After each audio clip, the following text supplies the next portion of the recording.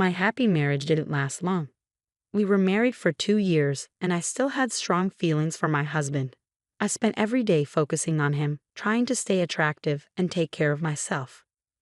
But then I discovered that my husband was cheating on me. The woman he was seeing was very important to him. I decided I wanted a divorce. One afternoon, I thought my husband John was at work, but he unexpectedly came home with his lover. He had divorce papers with him. His lover, who had a blank expression, was there too. I guessed that this trip he was talking about was the honeymoon we never had.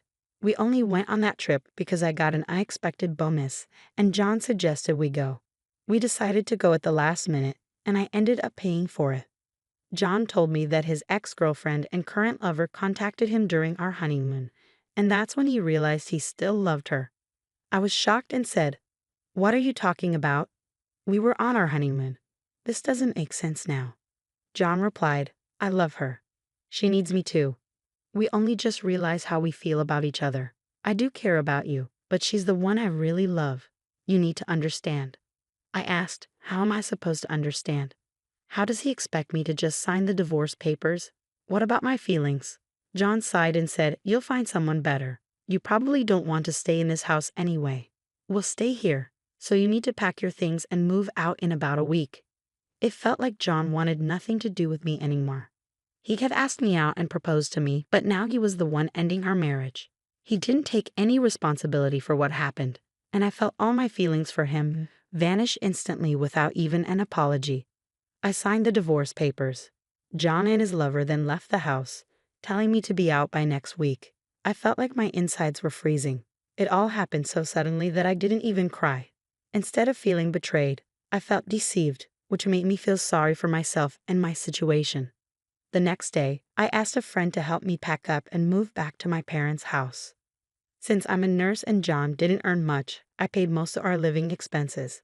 Even though I was shocked by the affair and the divorce, not having to pay rent anymore felt like a small benefit in this situation. I made plans for where I would live next and started packing my things again to leave my parents' house. Kathy, John's ex, came to my mom's house. It was raining outside, so I let her in. My mom looked at me with sympathy. I wondered, what could my ex-husband want now? He said, "I'm not the love of his life."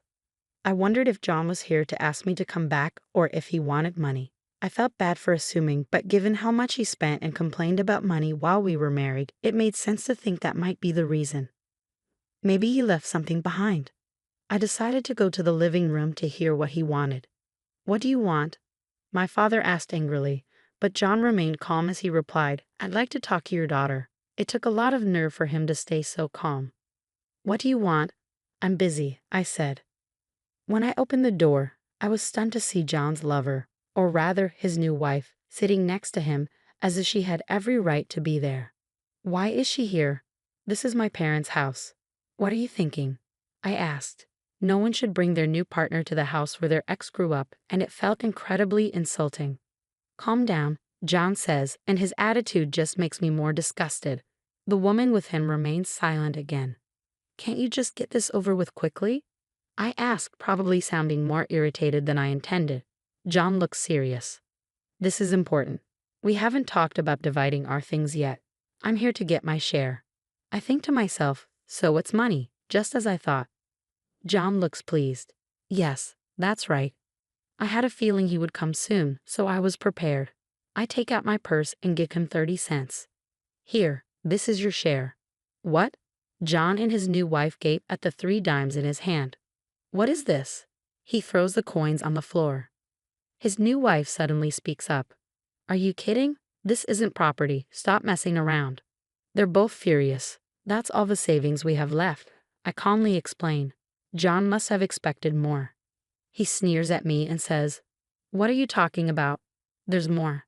I know you had $200,000. Give me my share of $100,000. He waves his hands around, and his wife nods along. I'm shocked and just stare at him. "You're the one who wanted this over quickly. So if you want the money, hand it to me." John starts screaming and throwing things around the house. He's completely different from the man I knew. It's a relief to have left him. The loud noise and shouting bring my dad, who had left the room, and my brother, who had just come home, into the living room. My dad is stunned by John's outburst but manages to grab John's arms and restrain him, stopping him from causing more chaos. I quickly explain the situation to my brother, who is a lawyer and understands what's happening because he knows about the divorce. John's new wife overhears us and realizes that John has a lawyer in the family. "Hey, I didn't know your ex-wife had a lawyer in the family," she yells at John, her eyes wide. I wonder why they're so focused on money. Even though I don't want to talk to John, I ask him, "Why do you need the money so badly? You left me because you said this woman is your dream. You chose to be with her instead of me, and that's why you wanted me to move out." "Yes, that's true," John replies. "But dividing the property is important. The house we have now was ours, and we want to build a new one. We're planning for a family, so we need a car and a vacation too. I want to do all the things a new husband should, which is why I'm here. It's hard for me though." Every reason he gives seems so selfish. "Okay," I say.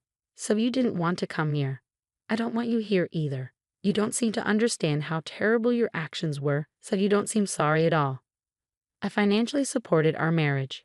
Giving you my share is the least you can do to acknowledge what you've put me through." "Supported you financially?" John scoffs. What did he just say? Did he say I supported him? Maybe I heard wrong. John never wanted to work. He would come home as soon as he could to play online games and would take days off whenever he didn't feel like working, using up all his paid leave while pretending to be sick. John never intended to earn more money and took full advantage of the fact that I was a well-paid nurse. I covered all our living expenses. He would occasionally hand me $100 when he felt like it, but honestly, it felt like he was just an unemployed boyfriend living in my apartment without contributing. John never did any of the housework. Maybe if he had at least acknowledged my hard work, I could understand better, but I'm deeply disappointed by his unreasonable claim that I financially supported our marriage.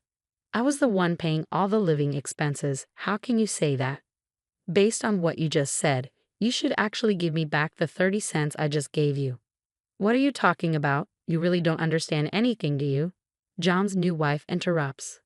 I'm sure you were excited when you heard about my savings, but I have some bad news for you, I say calmly, as John and his wife glare at me. At this point, my brother speaks up for me. Excuse me, I'm Henry Thompson, and I'm a lawyer. Let me clarify things for my sister. Only the savings made during the marriage are divided as property. Any money saved before the marriage remains the personal property of the individual. My sister saved up the $200,000 before the marriage, so it's her own money and can't be divided with you. The only amount left in your share account is 60 cents, so your share is half of that, which is 30 cents. There's no point in arguing about this. It seems my sister was saving for your future, but I believe you've spent it all on the woman sitting next to you. Henry speaks calmly, and John and his wife look shocked. John tries to respond. What my brother just said was as Catherine's brother, but now let me speak as her attorney. My client is requesting compensation from you. Why haven't you made this payment yet? I had requested compensation, I explain, but John only paid part of it. I was wondering why the rest wasn't paid, which is why I had my brother step in. My actual lawyer is his colleague, but since we didn't expect John to show up today, Henry is representing my lawyer. With Henry's intense gaze, John and his wife fall silent. You were asking for a share despite being the one who had the affair and caused the divorce. It doesn't make sense for you to ask for anything. It looks like you've already spent the money my sister had saved up for both of you. My sister's request is that you return the full amount you owe her and pay the compensation. That's impossible. John's new wife protests. Honey, let's stop this. We can't push this any further. John stands up and kicks the table while his wife tries to hold him back. When Henry mentions going to court, John seems to give up and starts speaking the truth. John admits, after the divorce, I lost my job, and since my wife is unemployed too, we started borrowing money. Now we're in so much debt that we can't pay the compensation. When we were trying to find a way to earn money, we remembered your savings and thought you might give us half if we talked about dividing the property. I'm stunned and speechless as they completely change their attitude and beg for my help. My brother, standing next to me, shakes his head to signal that I shouldn't listen to them. I have no sympathy for their situation and tell them they still need to pay back the compensation and my savings. I then ask my brother and father to show them out. The last few hours have felt like a storm. My mom returns to the room with a sigh of relief and starts cleaning up. My dad, furious, says what a terrible man John is and helps her. My brother rubs my back and says, "You did nothing wrong. What you did today and the divorce were both right. You should be confident." He adds that we need to ensure they pay the compensation and immediately calls his colleague. "All of us at the law firm are on your side," he says. I'm exhausted. I say, "Mom, you did an amazing job. How about we all go out for steak tonight to lift our spirits?" I collapse into my mom's arms and hug her. My dad and brother agree to the plan, so we have a wonderful dinner together that night. Later, with help from my brother, his colleague, and the law firm, I get back the compensation and my used savings. John and his wife have no luck with job interviews and end up working several part-time jobs. They won't be buying a house, a car, or going on vacation for a while.